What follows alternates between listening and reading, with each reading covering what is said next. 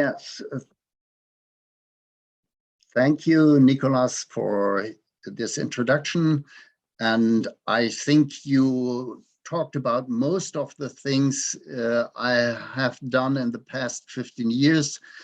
Now I'm head of Insight from Outside Consulting. I am acting as a private consulting, as an independent consulting with respect to testing of autonomous vehicles. And I have been working a lot with a Japanese group who is defining standards for testing. And I'm actually working with the European Union, with the Joint Research Center on defining the new regulations for autonomous vehicles in the second step. Yes, today, just let me see, I have a small window here. Does this cover part of the picture, or can you see the complete screen? Yes, we can see the slides properly. Okay, fine. Then, yeah, I will go through this talk about responsibility of the driving task. I will cover the topic of tactical safety examples where this is relevant. I'm talking about awareness of danger and how you can measure this, and about the need for looking far at highway speeds, as these points are the two technical points where I believe they are less developed than it could be. And all this can be supported by a real-time traffic safety database. And this is all needed to assess the adequate tactical behavior of autonomous vehicles for testing and for release of such vehicles in order to understand that they are really acting responsibly in traffic. Yes, that is a view back on what happened in the last weeks. There is the first vehicle of Mercedes, which can drive automatically. Now he's driving in the ACC system, and he tells the driver is responsible for driving. But now with a new interface, you can give over the responsibility for the driving task to the vehicle. And that's something which is really new, which is a very important step in the automotive industry, to have the first vehicles really taking over the responsibility for the driving task. But if you want to find out what does responsibility really mean, you have to think, what is responsibility for the driving task? And after discussing with several judges and lawyers, I find there is no real big or detailed description of what is responsibility and how to measure responsibility. Judges always look at it after an accident, and then responsibility means to be able to respond to questions. And these are questions like, can you explain how this accident could happen at all? Why didn't you see this accident come up in a much earlier stage? And how did you act, and why didn't you react fast and strongly enough to avoid the accident? The first question is really asking, do you have a clear understanding of the risks of driving, and do you have measures for that? The second is, do you really apply continuous, complete, and vigilant monitoring of the scenario with respect to dangers? And third, do you know your available actions to reduce danger when it's coming up? And this includes a sense for your own limitations. So you know how early you have to start doing counteractions. And of course, this only are questions which are asked afterwards, after an accident. But for a designer of an autonomous vehicles, you should ask yourself those questions when you develop it and when you bring it into the traffic. So to direct your task to success without undue risk. So that's about responsibility. The concept of tactical safety is important for responsibility. Human drivers don't have the task to avoid collisions. No, they have to drive in a way that you do not come into situations where you should have collision avoidance actions. And they do that by looking far ahead, anticipating possible risks, in addition, of course, to recognizing acute prevailing danger, in order to adapt speed, longitudinal distance, and also lateral distance in the lane. They do this often based on faint cues, changing behavior to the safe side in a very early phase. That's the important part. They need to understand their performance limits, especially their own, but also of others, and in unusual situations. And they have to understand the conditions when such unusual situations are likely to occur. And they have to show cooperative and fair behavior in order to reduce risk, including the risk for others in many difficult or unusual situations.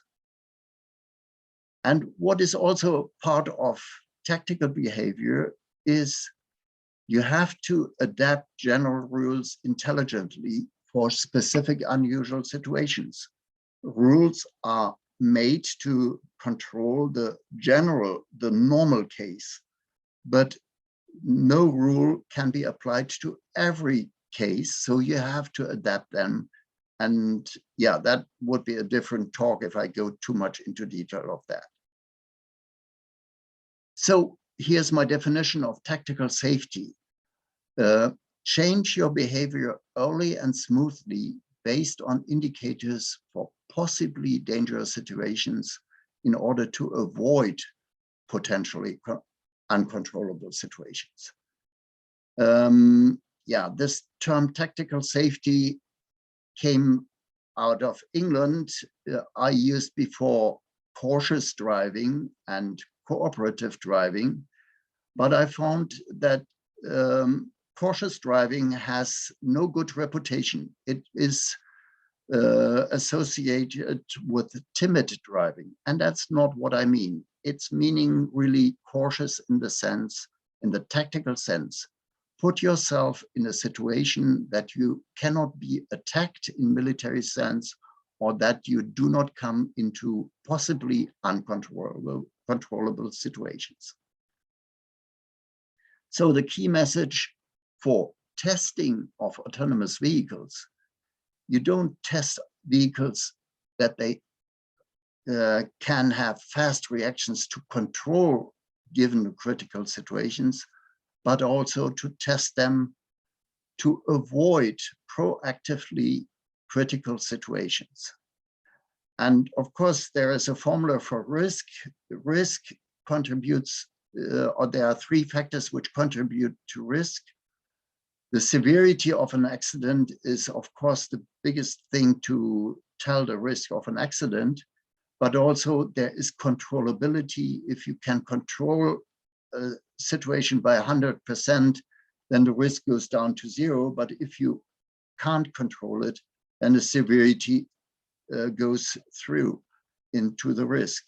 And E is the important thing. It's the exposure. How often do you get into such critical situations? And avoiding critical situation means you try, of course, you cannot do that completely, but you try not to get into such critical situations at all. And that reduces the risk. Classically, we have passive safety, which reduces the severity, active safety, which reduces or increases the controllability. And the new part is tactical safety. Make sure that this factor exposure doesn't get too large. With those Japanese people, I made up a list of scenarios which have different sizes of exposure, severity, and controllability. And there are a set of different scenarios which need to be tested, but I cannot go into detail here. I just want to show several examples. These are 4 examples. One of an everyday situation where you do not do collision avoidance, but you want to make the traffic fluent, is the merging situation. Even human drivers don't know quite well how to merge in such situations, like here at number 1, but drive flawlessly in such difficult everyday situations is one part of the tactical safety, and that should be part of the testing for autonomous vehicles. Then number 2, there are some situations where there is a standing traffic jam, and like this truck here, which is in the upper position here, it didn't see that standing and early enough, so it crashed into it. And then even if you follow with a normal safety distance, you will crash into that. That's one of the typical dangerous situations which happens maybe once in a lifetime for a driver to be involved in such a situation. So it's too little to learn about such situations, but it's so critical because most of the people die in those situations. And then there are other situations which are rare. They are surely dangerous. Maybe you're not responsible for a bridge which breaks away, but there are human ways of communicating such dangers, like a person who stands next to the highway and waving its arm like this. It's a clear sign which human drivers understand, but autonomous vehicles don't understand that yet. So this is another set of situations. And number 4, cooperative cooperation in long-range sensing. That's especially for highways an important point. I will come back to this. If anybody is interested in details, there is a documentation of the complete set of scenarios. I want to focus here on 2 things. The one big unsolved safety risk. There is a traffic jam ahead. Maybe you're following a vehicle, you can't see what is really there ahead. And there's about 1 accident a month in Germany where people follow an inattentive driver and they crash into the end of a traffic jam. And the other thing is the role of communication from human warning signs to a real-time traffic safety database. How can this be done to help communication take an active role in the safety for autonomous vehicles? Let us first look at understanding and measure danger. How can you do that? Here is such a situation. You're driving along and suddenly the vehicle in front of you is changing lanes and there is an unexpected object standing on the road.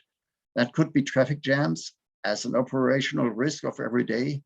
It could be obstacles on the road, oncoming traffic even once per day or more than once per day in Germany, extreme weather events or road or vehicle damages. All this is not really covered well with the autonomous vehicle driving strategy up to now. If you look at the situation which I explained before, you can easily calculate how much distance you have available for braking. It's the distance you follow plus or minus the reaction time. For different parameters, you can set up or draw a set of curves, how much distance you have available for braking, dependent on the speed you're driving.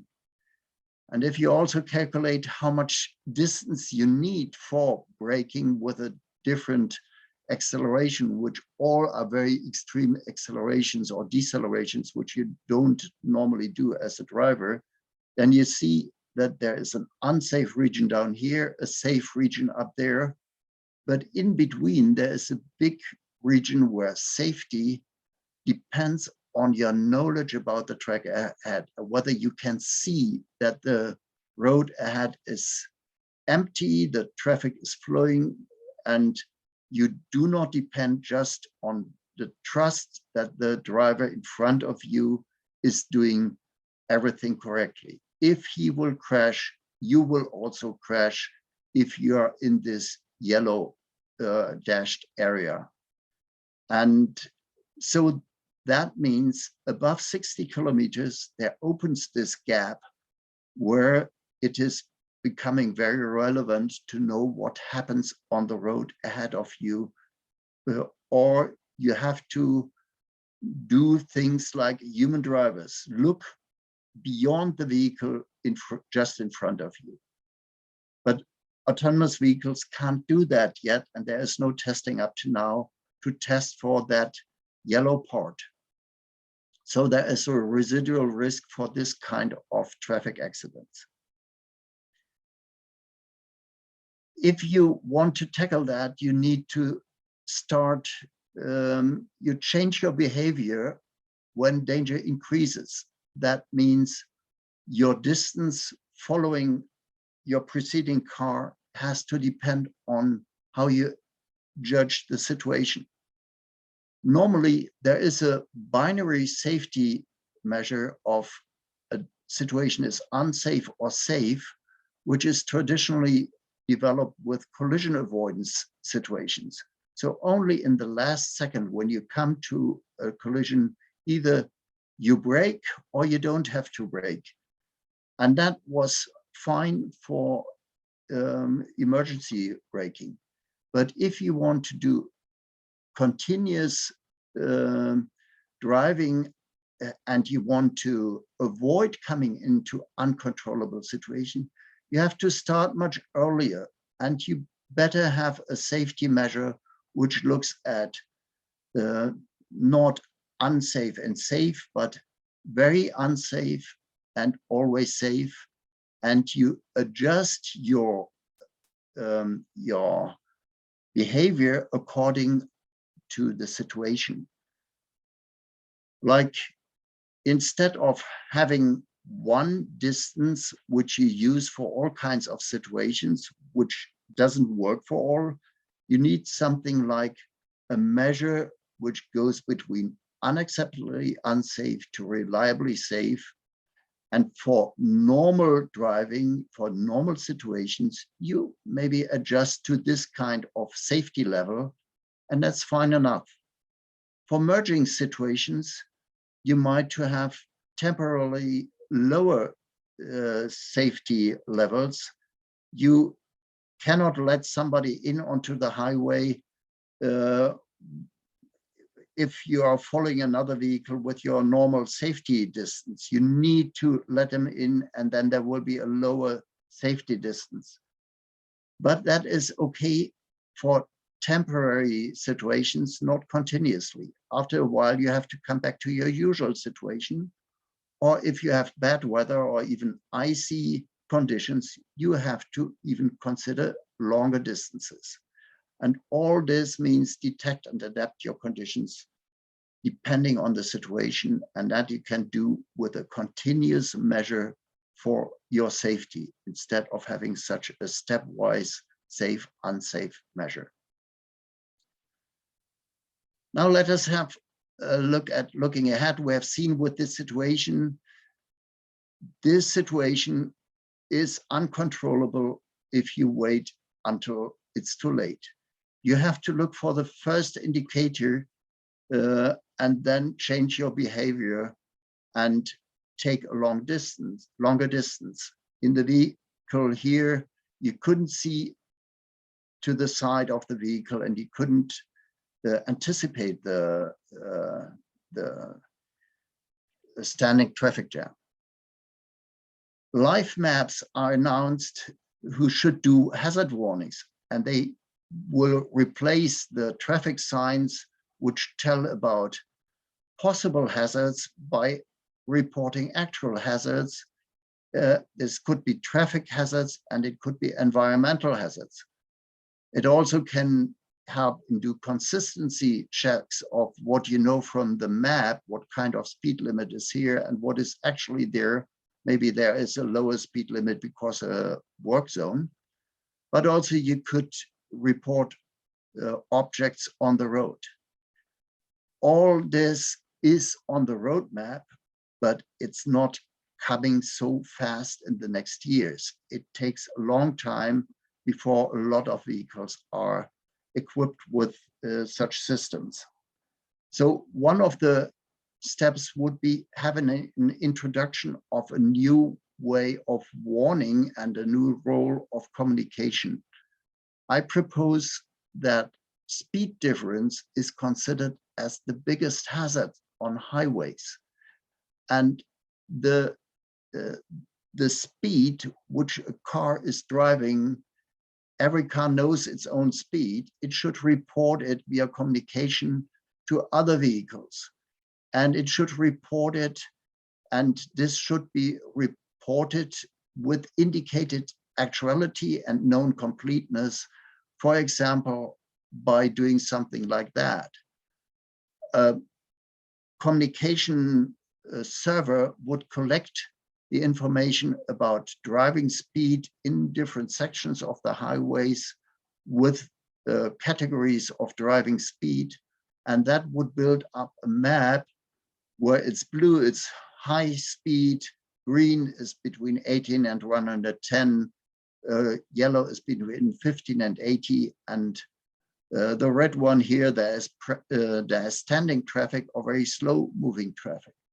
If you have something like that, and you know how many reports you have had in the last 3 minutes, and you know the minimum, maximum, and average speed in those sections, you can adjust your speed independent from the speed of your preceding vehicle, and you can anticipate that you have to brake down to this red zone here, even if a kilometer ahead, you still can drive with full speed.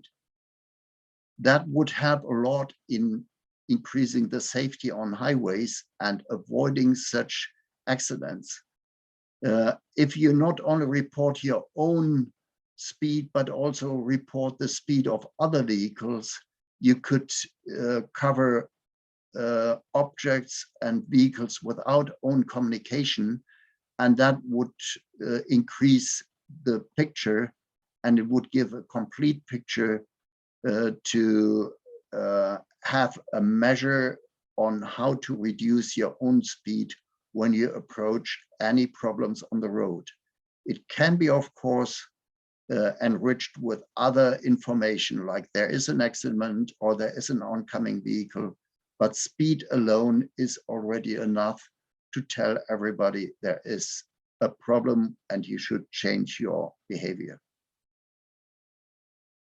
Now, for the assessment of technical safety, does a vehicle behave like this? You have to implement something, a tactical block, which is working on the awareness of risk, which tells the vehicle to apply caution and cooperation, and basically which triggers behavior modes. It needs to judge internal conditions, vehicle and driver state.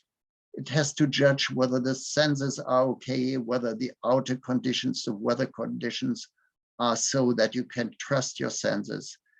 With the perception, you can find out what are the signals on the situation on the road. And with this, you can give behavior guidelines. The whole thing is completed with the event data recorder, which is already mandatory for aircrafts, but also you should indicate what is your safety metrics to indicate why you do something differently. And this blocker alone, looking at your inputs, the 3 input channels and this 1 output channels, is able to judge whether your behavior is fine or not with respect to tactical safety. The communication is the other part, looking at information which comes from maybe traffic monitoring cameras from the roadside, but also from all other traffic participants, and using this information as additional sensing information for the long distance, as I have explained before, would be an essential part to increase the tactical safety behavior on the road.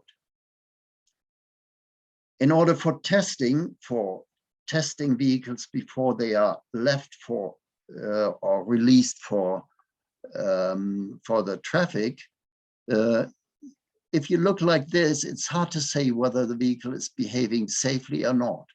But to see what the vehicle is understanding about its surrounding and what kind of advices it's giving to the vehicle, don't drive faster and there might be a traffic jam ahead, knowing all these things and showing this to the vehicle, to the assessors who test the vehicles for the vehicle release is an important part. And the second is not only showing what is there, but also how dangerous it is, like with this kind of indications, green, everything is okay, but when it's becoming yellow, or if there was a hidden thing, hidden safety object, then your alarms should tell you, oh, you have to be more cautious. So let's summarize. In order to be a responsible driver, you have to have a clear understanding of the risks of driving. If you have a continuous safety matrix, this makes situation awareness observable for the people who have to assess whether the vehicle acts safely.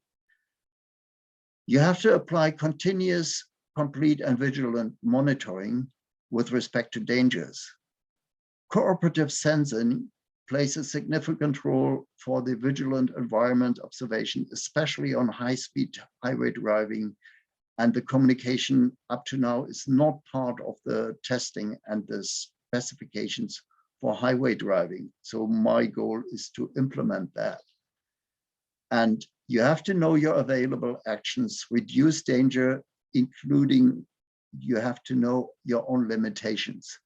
And that can be done by tactical actions in order to avoid uncontrollable dangers. And that has to be measured, by the way, as I have shown before. This concludes my talk. Of course, I'm ready to answer questions. And yes, I want to say, drive carefully and interpret the things clearly. On the side of the highway, this means something else when somebody says goodbye. That was my talk. Thank you. Thank you. Thank you very much, Hans-Peter. That was really interesting. Lots of issues that you brought up, and it's good to have a range of experts. So I'd just like to open the floor. As I said, I will actually try to stop the recording to have a sort of a discussion now. So please either ask your question directly or put in the chat box.